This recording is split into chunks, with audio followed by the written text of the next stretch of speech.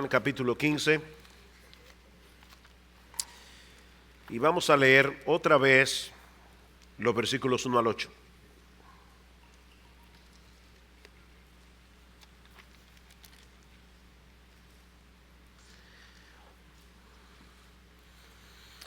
Dice así la palabra de Dios: Yo soy la vid verdadera y mi Padre es el labrador. Todo pámpano que en mí no lleva fruto lo quitará, y todo aquel que lleva fruto lo limpiará para que lleve más fruto. Ya vosotros estáis limpios por la palabra que os he hablado. Permaneced en mí y yo en vosotros, como el pámpano no puede llevar fruto por sí mismo si no permanece en la vid, así tampoco vosotros si no permanecéis en mí. Yo soy la vid, vosotros los pámpanos. El que permanece en mí y yo en él, éste lleva mucho fruto, porque separados de mí nada podéis hacer. El que en mí no permanece será echado fuera como pámpano y se secará, y los recogen y los echan en el fuego y arden. Si permanecéis en mí, mis palabras permanecen en vosotros, pedid todo lo que queréis y os será hecho. Esta noche vamos a ver a qué se refiere esta promesa.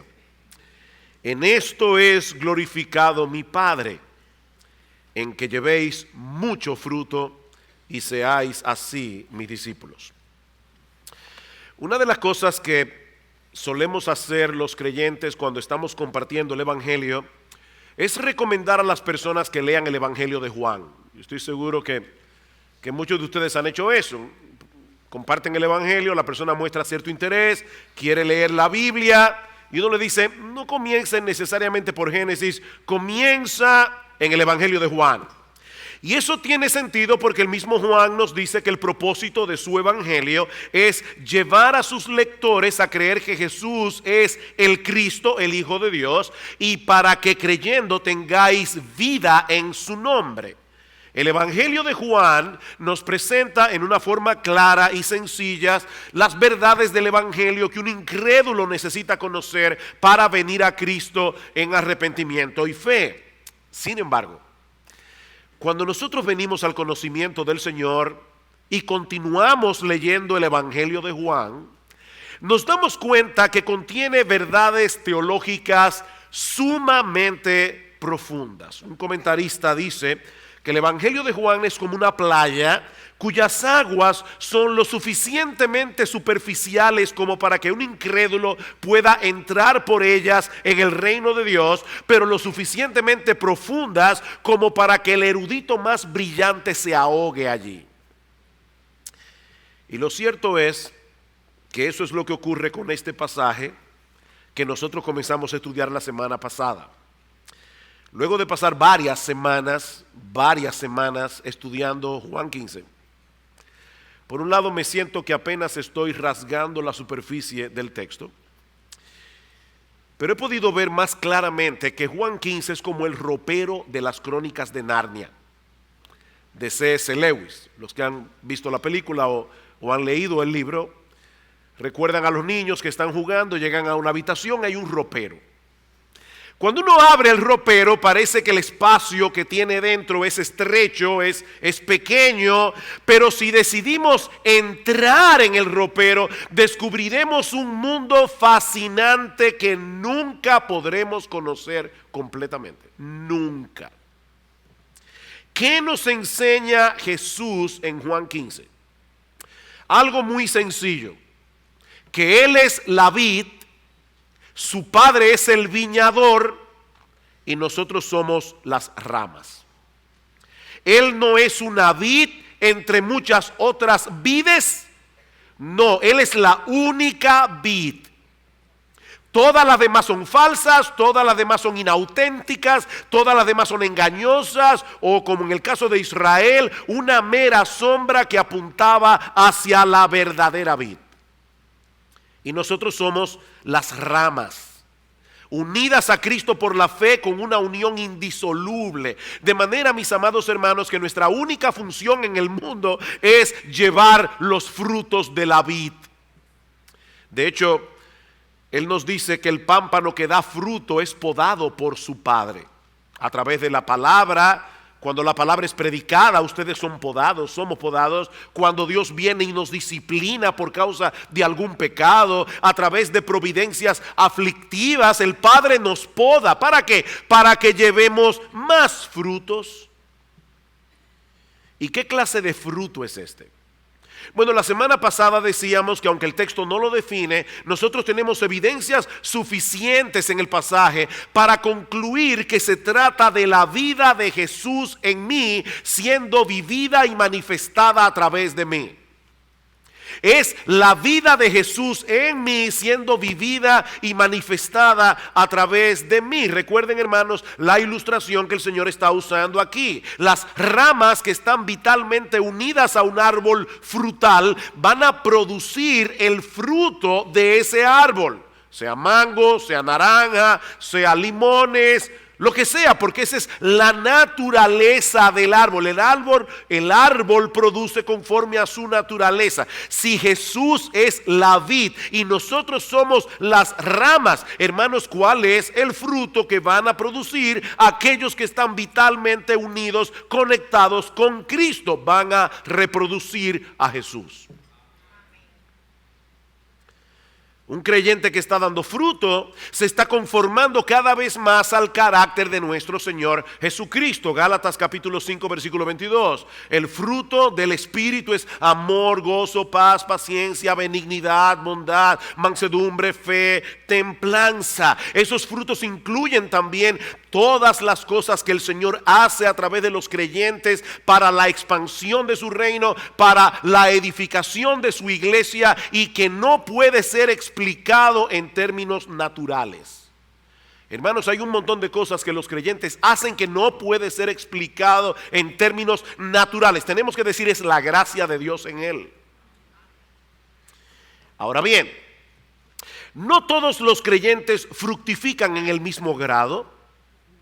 De hecho, no todos los creyentes dan la misma cantidad de frutos todo el tiempo. ¿De qué depende eso? De que permanezcan en la vid. Por eso decíamos la semana pasada que en todo este pasaje no hay un solo mandamiento al creyente para que dé fruto. El único mandamiento que nosotros encontramos en la porción del 1, versículos 1 al 8 es: permanezcan en mí, porque si permanecemos en Cristo vamos a dar frutos.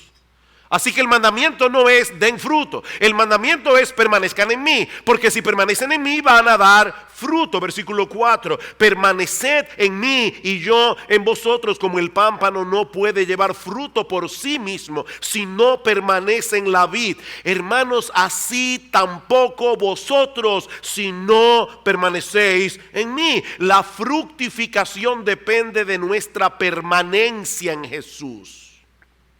Estas dos palabras, permanencia y fruto, se repiten una y otra vez en este pasaje, conectada la una con la otra. Si queremos ser fructíferos, debemos permanecer en Jesús. Es interesante notar que esta palabra permanencia está en modo imperativo. Ya lo vimos la semana pasada. ¿Y eso qué significa? Que se trata de un mandamiento, no de una mera sugerencia. Eso quiere decir, mi amado hermano, mi amada hermana, que aquel que no está permaneciendo en Jesús está desobedeciendo. Es un mandato, está desobedeciendo a nuestro Señor y Salvador. Por otra parte, el tiempo del verbo que aparece aquí nos indica que se trata de algo que nosotros debemos hacer activa e intencionalmente. En otras palabras, esto no es algo que ocurre porque sí, por accidente. No, es el resultado de una acción responsable de parte del creyente. Yo sé, mis hermanos, que esto que voy a decir ahora puede sonar muy obvio, pero concédanme el agravio, permítanme el agravio, o perdónenme el agravio, debe ser. Nadie puede permanecer en Cristo en tu lugar. Nadie puede permanecer en Cristo por ti. Tu esposa no puede hacer eso, tu esposo no puede hacer eso, tus padres no pueden hacerlo, tus pastores no pueden hacerlo, ningún hermano de la iglesia puede permanecer en Cristo por ti. Solo tú puedes permanecer en Cristo. Esa es tu responsabilidad personal. ¿Y eso qué significa en la práctica? Bueno, la semana pasada nosotros definimos esa permanencia como mantenernos en comunión con Jesús y en dependencia de Jesús en todo momento de cada día. ¿Qué es permanecer en Jesús? Es mantenernos en comunión con Jesús y en dependencia de Jesús momento a momento, día tras día. Y lo primero que yo quiero hacer en la mañana de hoy es tomar estos dos elementos esenciales de esta definición, de manera que todos podamos salir de aquí comprendiendo de la manera más concreta posible lo que significa permanecer en Cristo. Yo no quiero que nadie salga de aquí preguntándose, pero ¿eso cómo se hace? No, yo quiero ayudarte en la mañana de hoy. Es todo lo que yo voy a hacer. Ayudarte a entender lo que significa permanecer en Cristo. Según esta definición que acabamos de dar, nosotros debemos mantenernos en Cristo, debemos depender de Cristo momento a momento, día tras día. La palabra griega que nuestras versiones de la Biblia traducen como permanecer significa continuar, mantenerse, morar o vivir con una persona. Implica estar en un lugar y permanecer en ese lugar. Eso quiere decir, obviamente, mis hermanos, que antes de tratar de permanecer en Cristo, debemos estar seguros de que ya estamos en Cristo. Antes de tratar de permanecer en Cristo, nosotros tenemos que estar seguros de que estamos en Cristo, unidos a Él por la fe. Imagínate que tú estás cerca de mí, yo estoy hablando por mi celular, y tú me escuchas que yo le digo a la otra persona que está en el otro auricular, quédate en casa hasta que yo llegue. ¿Qué se presupone allí? Que la persona ya está ahí. Yo le estoy diciendo, quédate donde estás. Quédate en casa hasta que yo llegue. No salgas de allí. Pues de la misma manera, mis hermanos, cuando Jesús dice a sus discípulos que debemos permanecer en Él, es porque Él está presuponiendo que nosotros ya estamos en Él, unidos a Él indisolublemente, conectados con Él, viviendo dentro de la esfera de su obra salvadora y de su influencia santificadora. Ya estamos en Cristo. En Colosenses capítulo 3, versículo 3, Pablo dice que nuestra vida está escondida con Cristo en Dios. Y en Gálatas capítulo 2, versículo 20, dice el Señor, con Cristo estoy juntamente crucificado. Es como si entre Cristo y el madero de la cruz, tú estás allí en el medio. Con Cristo estoy juntamente crucificado. Y ya no vivo yo, mas vive Cristo en mí. Y lo que ahora vivo en la carne, lo vivo en la fe del Hijo de Dios, el cual me amó y se entregó a sí mismo por mí.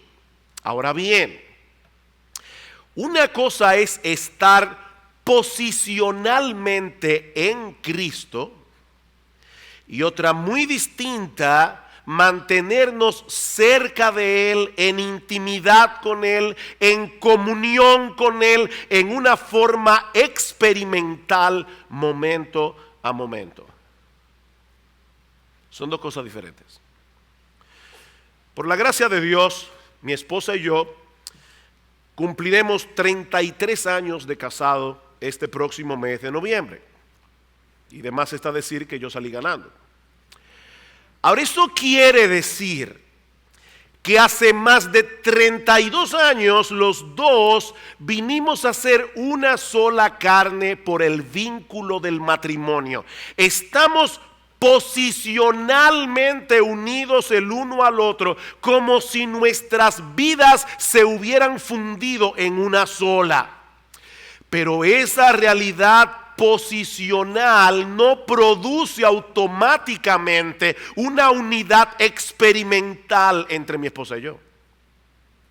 Ambos tenemos la responsabilidad de procurar en la práctica que esa unidad se fortalezca a través de una buena comunicación, a través de acciones intencionales que nos acerquen el uno al otro. Y eso es precisamente lo que Jesús está diciendo a sus discípulos aquí que deben hacer. Manténganse cerca de mí, pongan todos sus afectos primariamente en mí, no se desconecten de mí mientras se envuelven en las diversas ocupaciones de la rutina diaria.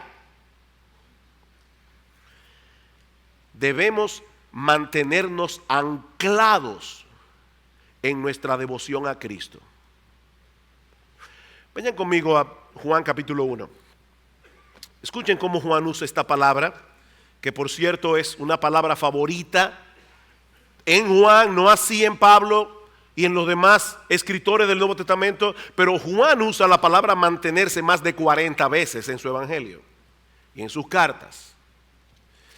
Dice en Juan capítulo 1, versículo 35, está hablando de luego que el Señor fue bautizado por Juan el Bautista. El siguiente día estaba otra vez Juan y 2 de sus discípulos, y mirando a Jesús que andaba por allí, dijo: he aquí el Cordero de Dios.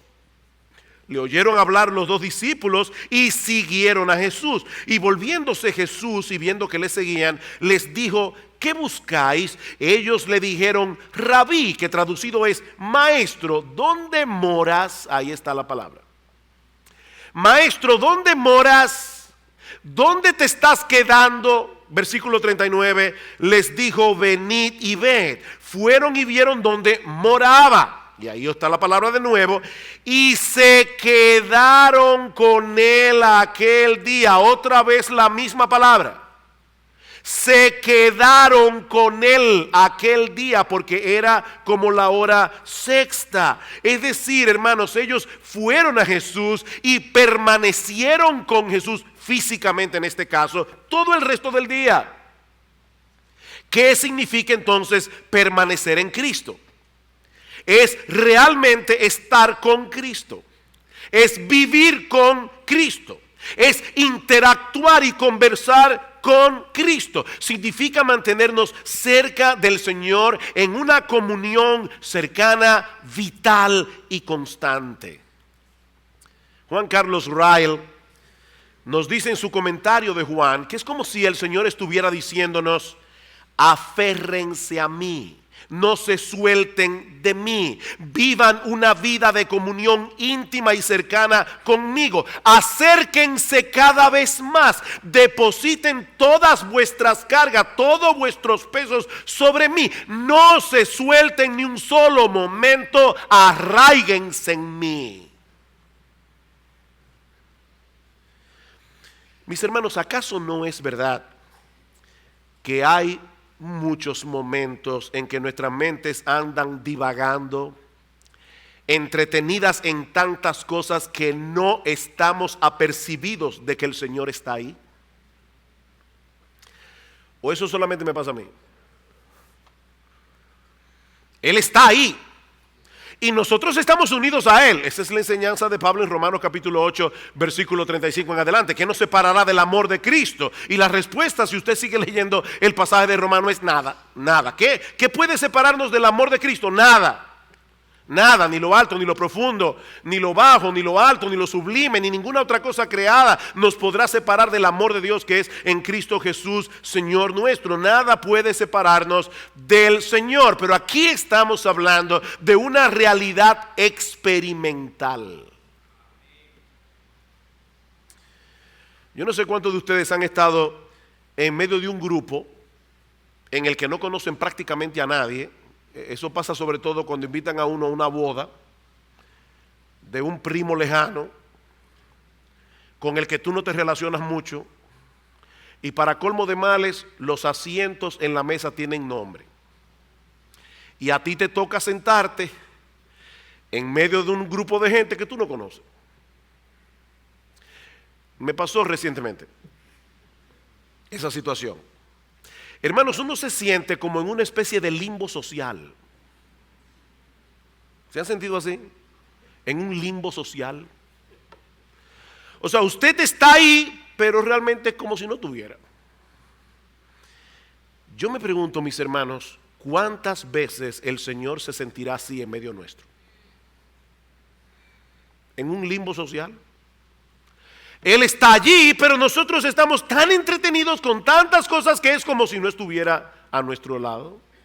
Es como si Él no estuviera presente en nuestras reuniones, ni siquiera cuando estamos entre cristianos. Permanecer en Cristo es estar apercibidos de su presencia en nuestras vidas y en una forma intencional mantener una comunión real y cercana con Él. No se trata de algo místico, no se trata de algo abstracto o de entrar en una especie de trance contemplativo que nos desconecta de la realidad. No, Jesús es una persona real que ha prometido estar con nosotros todos los días hasta el fin del mundo. Pero de nada sirve esa promesa si la mayor parte del tiempo no estamos conscientes de que Él está ahí. O lo que es todavía peor, hermanos, si por momentos nosotros no quisiéramos que Él estuviera allí. Pastor, pero ¿y eso puede pasarle a un creyente? Mis hermanos, el pecado todavía mora en nosotros y es engañoso. Y el pecado puede llevarnos a pensar que vivir tomando en cuenta todo el tiempo la presencia de Jesús en nuestras vidas puede llegar a ser agobiante y opresivo. ¿Han estado ustedes alguna vez al lado de alguien que suele ser muy quisquilloso? Que a todo le busca un pero. Ese tipo de personas nos hace sentir incómodos, no por ser demasiado santos, no. Es porque ellos parecen ser incapaces de disfrutar de cualquier cosa de la vida sin encontrarle algo negativo, aunque sea legítimo y aunque sea bueno. Esa no fue la experiencia que los discípulos tuvieron con Jesús. Recuerden, hermanos, que ellos convivieron con Él íntimamente por más de 3 años, y ahora que el Señor les ha dicho que se va, ellos no respiraron aliviados, no, sus corazones se llenaron de tristeza. ¿Saben por qué? Porque ellos no querían separarse de Jesús, porque ellos habían experimentado en la práctica que estar al lado de Jesús, como dice David en el Salmo 16, es experimentar plenitud de gozo, delicias a su diestra para siempre. A Jehová he puesto siempre delante de mí, por tanto se gozó mi corazón. Se gozó mi corazón. Queridos hermanos, Jesús vino a darnos vida y vida en abundancia. Si queremos disfrutar de esa realidad a plenitud, debemos mantenernos cerca de Él, cultivando una relación experimental, íntima y cercana con nuestro bendito, precioso, glorioso, maravilloso y exaltado Señor y Salvador Jesucristo. Pero no solo eso.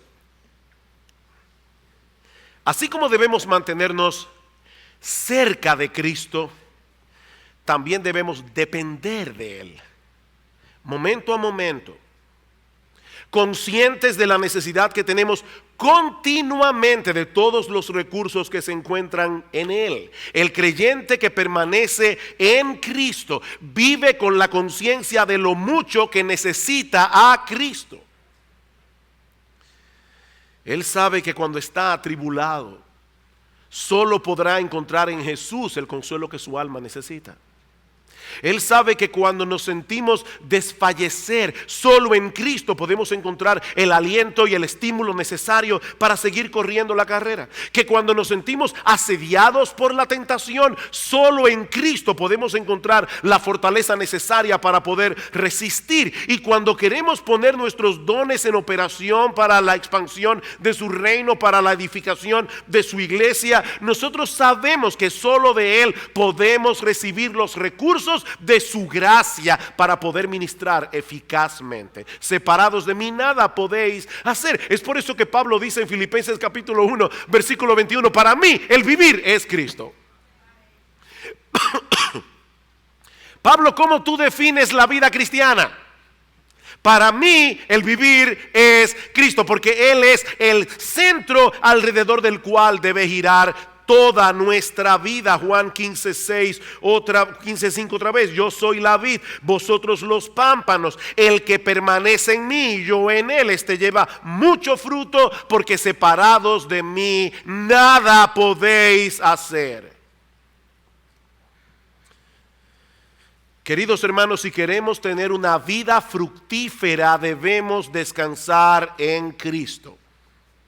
Debemos acudir a Él conscientemente, reconociendo nuestra impotencia y procurando en oración su ayuda, su asistencia para el socorro oportuno, como dice en Hebreos capítulo 4, versículo 16. Señor, estoy en debilidad y necesito la fortaleza que solo viene de ti. Señor, estoy en confusión, yo no sé qué hacer, yo necesito la guía y la dirección que solo tú puedes darme a través de tu palabra. Señor, estoy desalentado, a punto de tirar la toalla.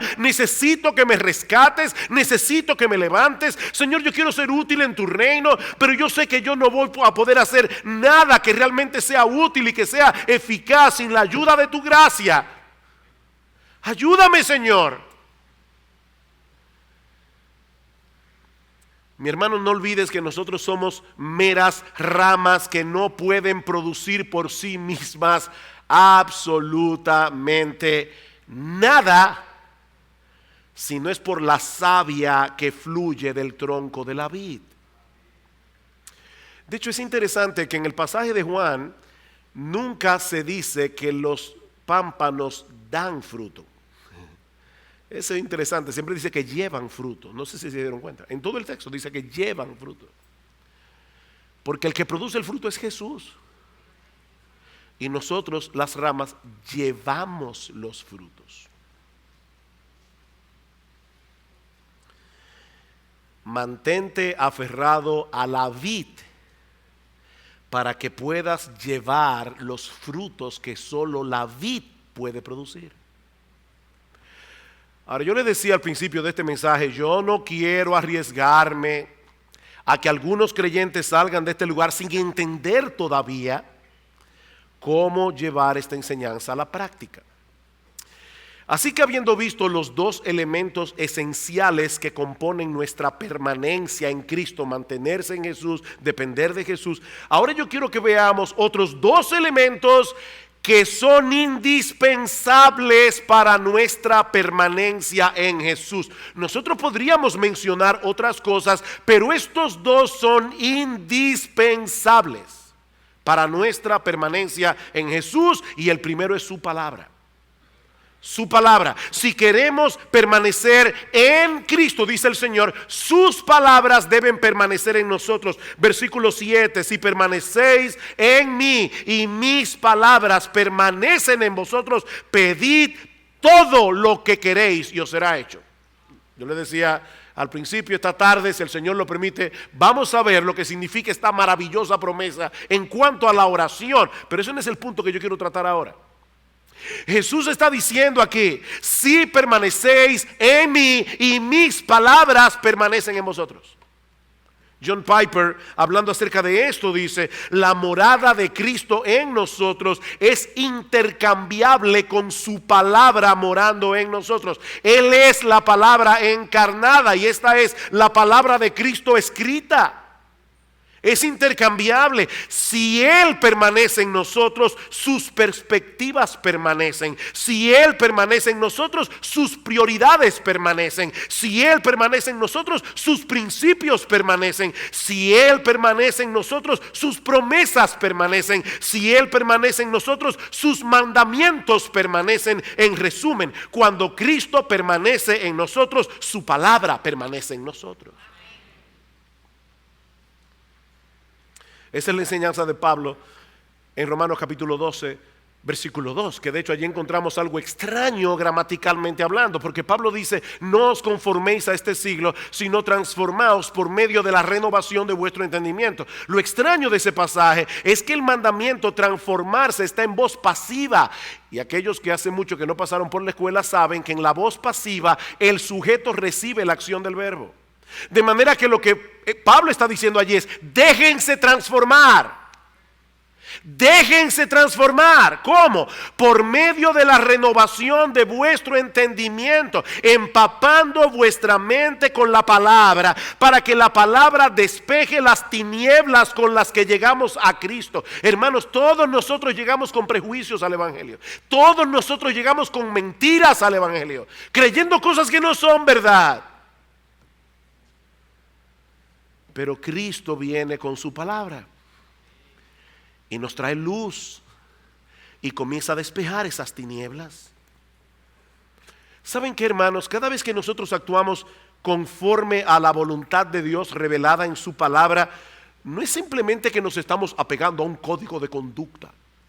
Hay creyentes que lo ven así. Este es el código para participar de este club. Estas son las reglas. No, hermanos, no. No es un código de conducta. Nuestro Señor Jesucristo está vivo, morando y actuando en nuestro interior por su palabra viva. Él está vivo y Él está actuando en nuestro interior por medio de su palabra viva. La palabra de Dios es viva y eficaz, de modo que nosotros podemos y debemos interactuar con Jesús en nuestra vida diaria, tomando en cuenta sus opiniones reveladas en su palabra, que por cierto siguen tan vigentes hoy como cuando fueron originalmente escritas. Señor, tú dices en tu palabra que esto debe manejarse de esta o esta manera, no como me dice mi corazón. Gracias, Jesús, porque no me dejaste en oscuridad con respecto a este asunto. Gracias por haber traído este texto o este principio de tu palabra a mi memoria en esta disyuntiva de mi vida. Señor Jesús, ayúdame a obedecerte. Señor Jesús, ayúdame a creer de todo corazón que tus caminos son infinitamente mejores que los míos. Ayúdame, Señor, a recordar en todo momento que tú viniste para que tengamos vida y vida en abundancia. Inclina, Señor, mi corazón a la obediencia para que yo pueda disfrutar de esa vida abundante que tú viniste a darme. Mis hermanos, no existen atajos para una vida cristiana fructífera. Esta es la época del microondas. Y uno quisiera, ¿verdad?, que llegara a la iglesia y automáticamente, sin hacer mucho esfuerzo, el microondas se encarga. No existe un cristianismo de microondas.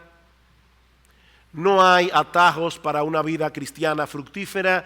¿Quieres llevar frutos para la gloria de Dios? Debes permanecer en Cristo. ¿Quieres permanecer en Cristo? Su palabra debe morar abundantemente en ti. Debes empaparte de esa palabra, debes meditar en esa palabra, debes aferrarte a esa palabra por encima de cualquier opinión humana. Una cosa es leer la Biblia con el propósito de ganarnos el favor de Dios. Señor, aquí estoy, es temprano, mírame bien, mira la hora, Señor, yo espero tu bendición hoy. Eso es legalismo. Otra muy diferente es leer las Escrituras con la conciencia de que es la palabra de Dios. Y yo quiero conocerlo más íntimamente a Él, que se revela en esta palabra. Yo quiero conocer todo lo que Él hizo y todo lo que Él hace y todo lo que Él hará a mi favor a través del Evangelio. Yo quiero saber cómo piensa mi Señor. Yo quiero saber qué le agrada a mi Señor. Yo quiero saber qué le disgusta a mi Señor, porque eso es lo que me va a ayudar a tener una mayor intimidad con Él. Escucha cómo Pablo ora por los colosenses, en Colosenses capítulo 1.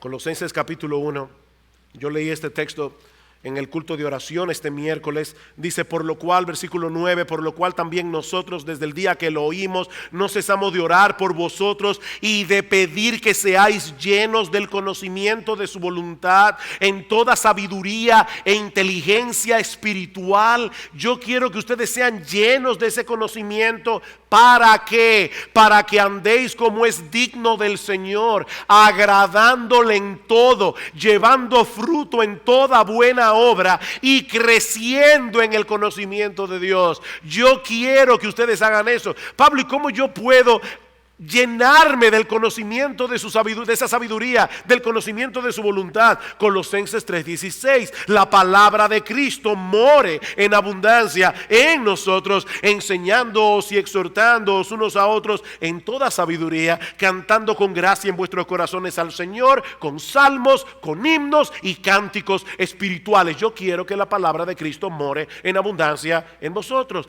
Pastores, que yo no tengo tiempo. De verdad.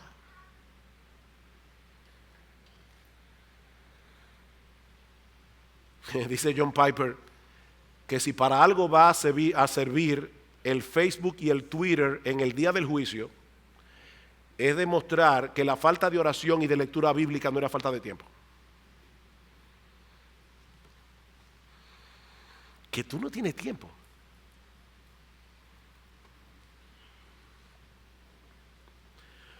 ¿O será que tus prioridades están trastornadas?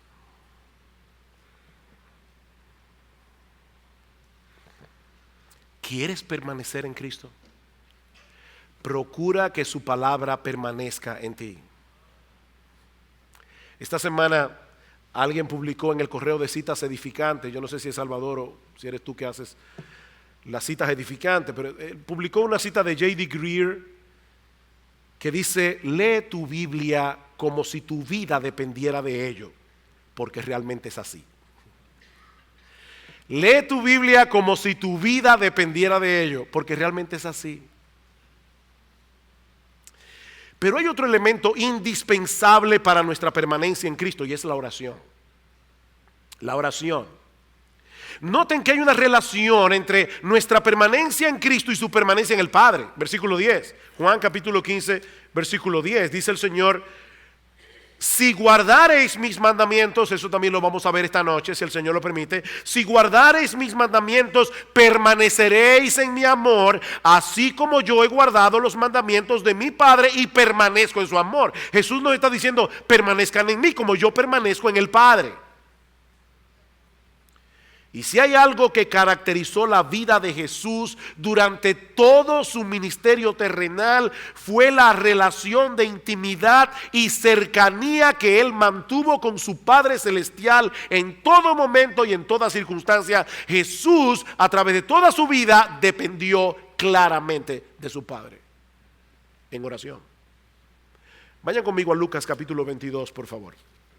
Nosotros decíamos que es muy probable que a partir del versículo 31 del capítulo 14 de Juan, el Señor y los discípulos hayan salido del aposento alto para dirigirse hacia el monte de los olivos. ¿Recuerdan al huerto de Getsemaní, que quedaba cerca de 1 milla de allí?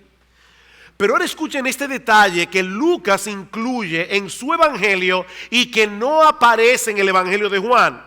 Versículo 39 de Lucas 22. Y saliendo probablemente del aposento alto para irse al huerto de Getsemaní, y saliendo se fue como solía al monte de los olivos. El huerto de Getsemaní quedaba en la pendiente del monte de los olivos. Se fue como solía al monte de los olivos, y sus discípulos también le siguieron. Y allí nosotros vemos a Jesús orando al Padre. La palabra que yo quiero que ustedes resalten en sus Biblias en esta mañana es como solía. ¿Qué significa eso? Esto nos hace ver que eso no fue un hecho aislado en la vida del Señor. Esto es algo que él acostumbraba a hacer, apartarse al huerto de Getsemaní para estar a solas con su Padre Celestial. Escuchen Mateo 14:23. Despedida la multitud, subió al monte a orar aparte. Y cuando llegó la noche, ¿qué significa eso? O que cuando Jesús llegó al monte todavía no era de noche. Fue a pleno día todavía, o quizás en el atardecer. Dice: despedió a la multitud, subió al monte a orar aparte, y cuando llegó la noche estaba allí solo. Hermanos, Jesús sabía que la efectividad de su ministerio dependía de su intimidad con su Padre. Marcos 1:35, levantándose muy de mañana, siendo aún muy oscuro, salió y se fue a un lugar desierto y allí oraba. Lucas 6:12, en aquellos días antes de la elección de los 12 apóstoles, él se fue al monte a orar y pasó la noche orando a Dios. Yo no sé si ustedes se dieron cuenta de lo que yo acabo de hacer, pero yo acabo de citar a 3 evangelistas diferentes. Qué bueno que tenemos 4 evangelios, con 4 perspectivas distintas de la vida de Jesús, que encajan mutuamente. Y tanto Mateo, Marcos, Lucas y el mismo Juan resaltan el hecho de que Jesús oraba, pero no solamente eso. Si ustedes leyeron esos textos o escucharon esos textos con atención, se van a dar cuenta que se refieren a diferentes horas del día. Jesús oraba por la tarde hasta la noche, Jesús oraba por la noche, Jesús oraba de madrugada, Jesús a veces se pasaba la noche entera orando. ¿Saben por qué? Porque él tenía la conciencia que revela en Juan 14:10. ¿No creéis que yo soy en el Padre y el Padre en mí? Las palabras que yo os hablo no las hablo por mi propia cuenta, sino que el Padre que mora en mí, Él hace las obras. Jesús está en nosotros y Él hace las obras, así como el Padre estaba en Jesús y hacía las obras. Hermanos, Jesús, el Hijo de Dios, la segunda persona de la Trinidad encarnada, Dios hecho hombre, dependía enteramente de su Padre celestial. Déjame hacerte una pregunta. Si le pidiéramos a 4 personas que pasen 3 años viviendo íntimamente contigo, en una relación bien estrecha, para que luego escriban 4 biografías de ti, reflejando, ¿verdad?, 4 perspectivas distintas. ¿Cuál sería el rasgo dominante que ellos resaltarían acerca de ti? Porque en el caso de Jesús, lo que los evangelistas resaltaron fue su dependencia del Padre. La oración fue un elemento vital en la vida y ministerio de nuestro Señor Jesucristo. Y ahora que Él está a punto de partir y dejar la responsabilidad de su obra en manos de los discípulos, sus discípulos hasta ahora estaban a la sombra, Jesús era el protagonista, ahora Jesús se va, ellos van a ser los maestros, ellos van a ser los líderes, ellos van a ser los evangelistas, ellos van a hacer la obra que Jesús estuvo haciendo por 3 años y medio. ¿Y saben lo que le ordena a Jesús? Versículo 4 y 5 otra vez: permaneced en mí y yo en vosotros. Como el pámpano no puede llevar fruto por sí mismo si no permanece en la vid, así tampoco vosotros si no permanecéis en mí. Yo soy la vid, vosotros los pámpanos. El que permanece en mí y yo en él, este lleva mucho fruto, porque separados de mí nada podéis hacer. Nada podéis hacer. Hermanos, ¿qué hemos visto hasta aquí? Que debemos permanecer en Jesús para tener una vida cristiana fructífera, de la misma manera que las ramas de la vid deben permanecer en la vid. Hemos visto también que esa permanencia puede ser definida como mantenernos en comunión con Jesús y en dependencia de Jesús momento a momento, día tras día, de manera que la palabra y la oración son 2 elementos indispensables de esa permanencia. Debemos mantenernos en comunión con Jesús, debemos depender de Jesús desde que nos levantamos por la mañana hasta que nos acostamos en la noche. Debemos decir, al igual que David en el Salmo 5, oh Jehová, de mañana oirás mi voz, de mañana me presentaré delante de ti y esperaré. O como dice Isaías en Isaías 26:9, con mi alma te he deseado en la noche, y en tanto que me dure el espíritu dentro de mí, madrugaré a buscarte. En la oración del Padre Nuestro, Una de las cosas que debemos pedir es el pan de cada día, ¿verdad? ¿Y qué significa eso? El pan de cada día, dánoslo hoy. Bueno, eso implica por lo menos dos cosas. Primero, que tú vas a orar cada día, porque tú necesitas la comida de cada día. Pero en segundo lugar, que vas a orar por la mañana, porque tú estás pidiendo, no, Señor, gracias por el pan que me diste. No, no, no, es el pan del cada día, dámelo hoy. Déjenme compartir con ustedes algo que escuché recientemente. Yo no voy a pedirles que levanten la mano, pero si yo hiciera la pregunta, ¿cuántos de los creyentes que están aquí sentados hoy en la mañana saben que necesitan a Dios?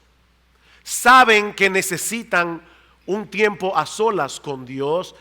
Yo estoy seguro que todos los cristianos que están aquí levantarían la mano. Tú sabes que necesitas estar a solas con Dios. Yo sé que yo necesito estar a solas con Dios. Bien. Pero a esa pregunta le falta algo, o a esa declaración le falta algo. Tú necesitas a Dios, yo necesito a Dios, pero lo que le falta a esa declaración es que Él quiere estar con nosotros. Déjame volver a repetir eso otra vez. Tú necesitas a Dios y Él quiere estar contigo. Él quiere estar contigo, si eres creyente. Nosotros no somos una interrupción en el itinerario de Dios. Óyeme, yo que estoy tan ocupado y aquí está esto otra vez. No. Él nos escogió desde antes de la fundación del mundo para tener comunión con nosotros y para hacernos cada vez más semejantes a nuestro Señor Jesucristo, de modo que cada día Él nos prepara una mesa para que vengamos delante de Él a tener comunión con Él. Mis hermanos, eso cambia por completo nuestra perspectiva, nuestra visión de ese tiempo a solas con Dios. Alguien lo dice de esta manera: todos nosotros necesitamos comer, pero no siempre tenemos deseo de comer. Algunos siempre tienen deseo de comer, pero hay algunos que se les ve el apetito de vez en cuando. Y cuando nos encontramos en esa condición inapetente, fácilmente podemos saltar alguna comida, porque tal vez estamos muy ocupados o entretenidos en alguna cosa.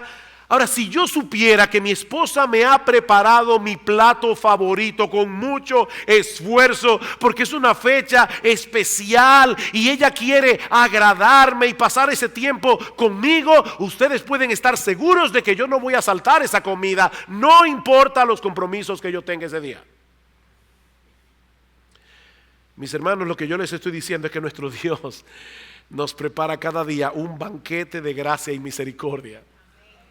Son nuevas cada mañana, un torrente de delicias, como dice el salmista, porque Él quiere que estemos con Él. Él quiere que estemos con Él, hermanos. No solo porque nos ama con un amor eterno e inalterable, sino porque Él quiere seguir formando la imagen de su Hijo en nosotros. Y eso no será posible a menos que cultivemos una relación estrecha con Él. Según a los Corintios 3:18, nosotros todos, mirando a cara descubierta como en un espejo la gloria del Señor, somos transformados de gloria en la misma imagen como por el Espíritu del Señor. Lo que nosotros vemos de Jesús en la Biblia nos lleva a admirar más a Jesús, y esa admiración por Jesús produce en nosotros una transformación de gloria en gloria conforme a la imagen de Jesús. Es así que funciona esto, hermanos. Y lo mismo podemos decir del culto de adoración.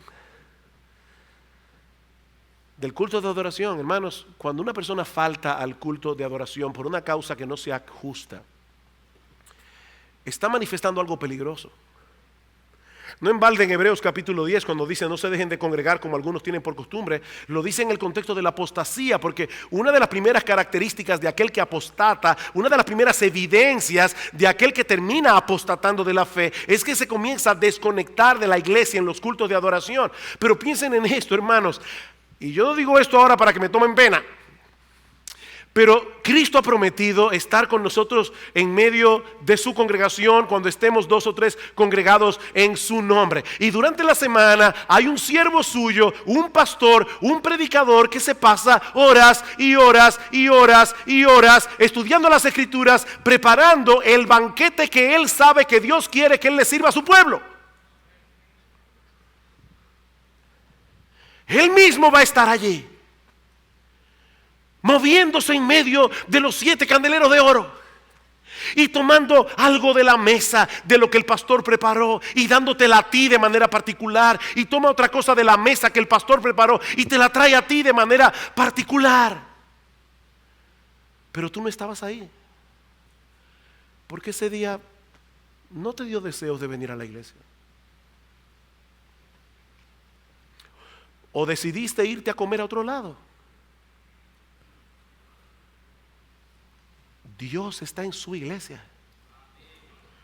cada domingo, donde están 2 o 3 congregados en su nombre, y Él te dice: hijo mío, ven que he preparado comida para ti, ven que yo quiero tener comunión contigo. ¿Saben una cosa, hermanos? A Satanás le tiene sin cuidado todas las cosas que supuestamente estás haciendo para el reino de Dios. A él le tiene sin cuidado, siempre y cuando descuides tu comunión con el Señor. Porque él sabe que todo lo que hagas será completamente inútil al final. Él lo sabe. Y tú estás enredado en 1000 cosas, menos en lo que debes estar: permaneciendo en Jesús, teniendo comunión con Jesús, empapándote de la palabra de Jesús, dependiendo de Jesús.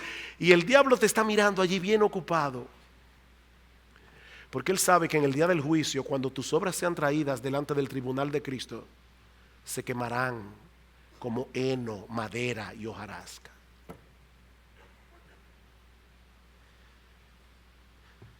Mi amado hermano, déjame hacerte una pregunta. ¿Cómo está tu comunión con el Señor? ¿Qué tan conscientemente tú vives delante de Él cada día? ¿Qué tanto mora su palabra en ti? ¿Qué tanto dependes de Él en oración? Porque nadie, y Salvador decía algo esta mañana acerca de eso en otro contexto, nadie se mantiene en un estado de neutralidad en este asunto. Si no estás permaneciendo en Cristo, es porque estás permaneciendo en otra cosa. Si no estás permaneciendo en Cristo, es porque estás permaneciendo en otra cosa. Hay algo o hay alguien que está ocupando tu mente y tu corazón, de tal manera que está desplazando a Jesús del centro de tu vida. Puede ser el trabajo, puede ser el deseo de prosperar económicamente, puede ser una excesiva preocupación por tu figura física.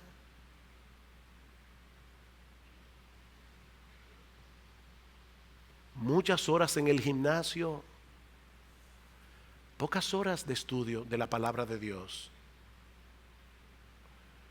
Y por favor, que nadie me vea como un predicador legalista, fundamentalista. Yo estoy diciendo simplemente lo que el texto está enseñando, que nosotros debemos permanecer en Jesús. Y que eso no ocurre por casualidad. Eso no ocurre por accidente. Muchas horas moleando en las tiendas, como decía un joven aquí, perdiendo el tiempo.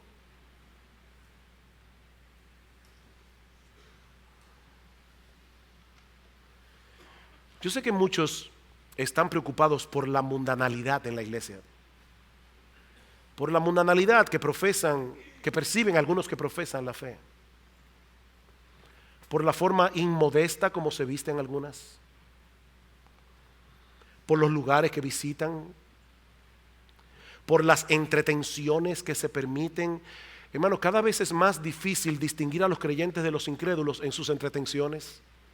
Cada vez es más difícil porque no parece haber ninguna diferencia entre lo que hacen los impíos y lo que hacen los creyentes. Pero ¿saben cuál es la raíz de ese problema? Nuestra falta de permanencia en Jesús.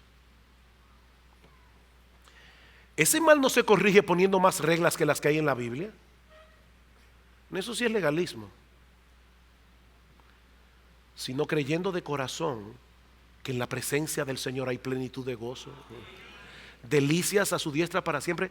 ¿Ustedes creen que una hermana se va a vestir igual teniendo presente a Jesús? Entre el espejo y ella está Jesús. Y ella se está mirando a sí misma sabiendo que Jesús la está inspeccionando allí. Y ella está diciendo: Señor, yo me quiero vestir de tal manera que yo te agrade a ti. Yo no estoy aquí para llamar la atención sobre mí, Señor. Yo quiero que mi vida llame la atención sobre ti. ¿Es este el vestido apropiado, Señor? Señor, yo quiero hacer esto y aquello. ¿Puedes ir conmigo y disfrutarlo, Señor? Porque yo no quiero hacer nada que te aparte de mí. Yo no quiero hacer nada que cause frialdad en tu relación conmigo. Señor, yo quiero permanecer contigo. Yo quiero estar cerca de ti, Señor. Porque es una mentira diabólica que para disfrutar de la vida hay que estar lejos de Jesús. Hermanos, eso es una mentira diabólica. En tu presencia hay plenitud de gozo, delicias a tu diestra para siempre. Señor, yo quiero estar contigo. Yo no quiero apartarme de mí ni un milímetro, Señor. Por eso les decía, hermanos, yo creo que si nosotros aplicáramos un 15% de esto, nuestras vidas serían completamente transformadas. La iglesia sería transformada. Esta tarde el Señor, si el Señor lo permite, vamos a ver algunas de las cosas que suceden en la vida de aquellos que permanecen en Jesús. Yo los invito a estar esta tarde a disfrutar de la cena del Señor, donde vamos a recordar su muerte. Yo estoy seguro que estas cosas tienen que haber herido tu conciencia, porque hirieron la mía, hermanos. Hirieron la mía en esta semana. Yo he tenido que examinarme a mí mismo y decir: Sugel, ¿dónde está tu mundanalidad? Porque es muy fácil denunciar la del otro. Pero qué bueno que en Cristo hay perdón. Qué bueno que su sangre nos limpia de todo pecado. ¿Para qué? ¿Para que tomemos el pecado a la ligera? No, para que levantemos las rodillas paralizadas, las manos caídas y hagamos sendas derechas para nuestros pies, para que nosotros sigamos corriendo la carrera con los ojos puestos en Jesús, el autor y el consumador de nuestra fe. Hay perdón en Cristo. Y esta tarde vamos a ejemplificar eso en la cena del Señor. Pero no quisiera concluir sin dirigir unas palabras muy breves para aquellos que están aquí sin Cristo.